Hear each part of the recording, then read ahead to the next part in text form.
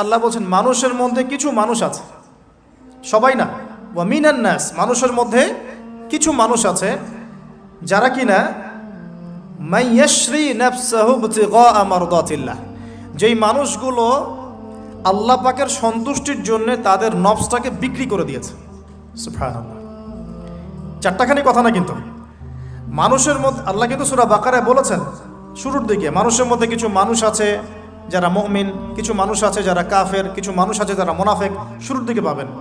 এখানে আল্লাহ পাক বলছেন মানুষের মধ্যে কিছু মানুষ আছে যারা তাদের নফসটাকে আল্লাহর সন্তুষ্টির জন্য বিক্রি করে দিয়েছে। সুবহানাল্লাহ, মানে তাদের জীবনের মূল থিমটাই হচ্ছে আল্লাহ পাকের সন্তুষ্টি অর্জন করা। কোনো কিছুকেই তারা আল্লাহ সন্তুষ্টির উপর প্রাধান্য দিবে না।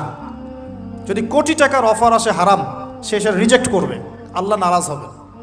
একটা সুন্দরী মেয়ে যদি জেনার অফার করে, সে রিজেক্ট করবে, কারণ সে আল্লাহকে ভয় করে।